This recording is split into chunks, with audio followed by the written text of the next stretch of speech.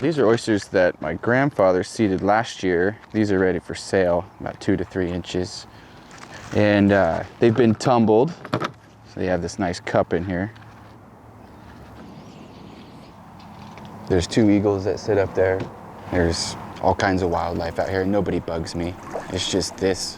And I would work day and night just to be able to just be out here. When we do restoration projects, we are essentially building up the strength of our culture again.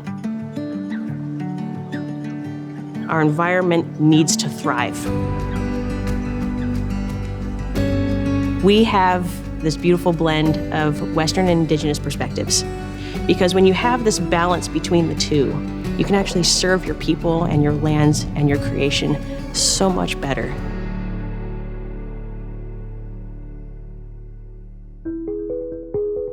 We settled in this land. We believed that the Creator gave this to us to steward and take care of it, and it in return would take care of us. So we're always thinking about this all the time, and if we are going to degrade the environment in some way, then we need to find a way to make up for it, always in this life-giving cycle. Every time you look at a different project, it's a different set of things that you can make adjustments to. Doing a new business, for an example, we keep in mind those cultural values. So is this business going to harm our cultural values in any way, and is it going to harm our treaty rights in any way? Each project has its own kind of set of expectations that we work with our natural resources team.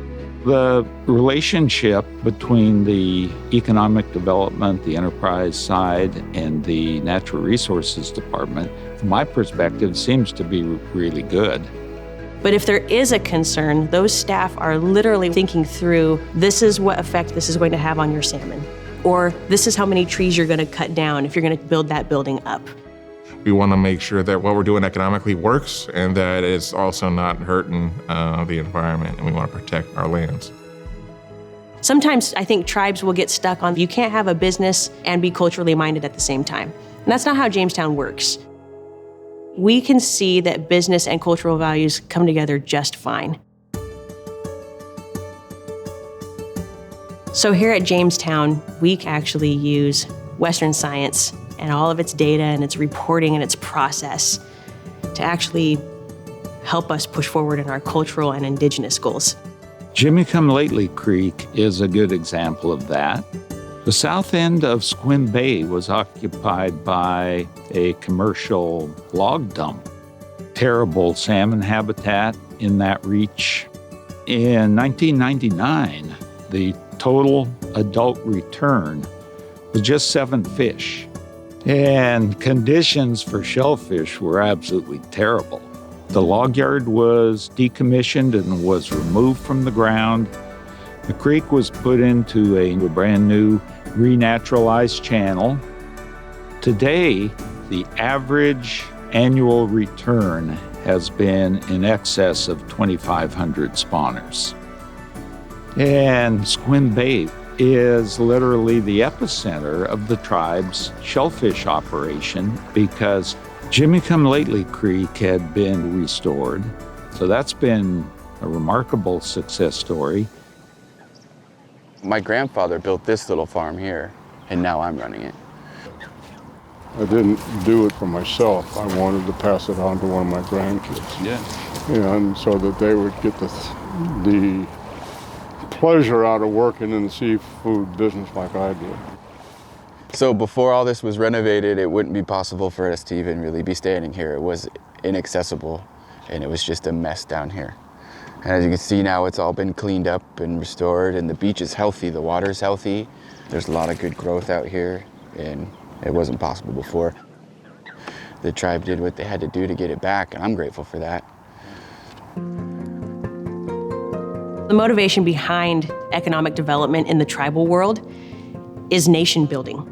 Nation building to us is not only having a business, but having successful business. And that does mean bringing in more money.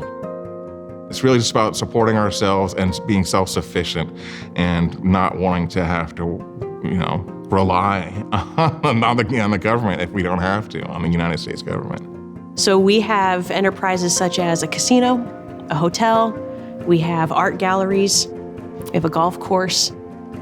We do have an excavation company. We have our Longhouse Market and Deli, which is a high-end gas station. The health clinic is considered one of our enterprises, and in fact is our #1 income here at the tribe. It's nation building, and that means creating enough business, enough income for the next 7 generations to come.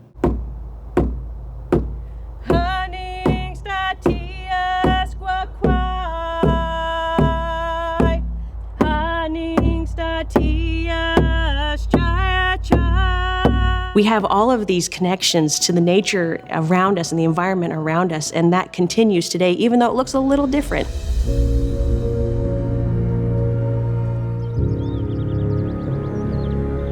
I love being up in the mountains. My ancestors were there too. Knowing that this bark and the tree itself provides so much to my people. The tree helps us build our homes. The tree helps us build our buildings today, even the modern ones. I imagine that my ancestors were up there doing the exact same thing, just enjoying the creation around them. Those are the things that move me and make me want to continue to be a good steward. So when we are restoring all of these rivers and these tidelands and these forests, we're restoring our sacred duty to protect and steward with our creation again.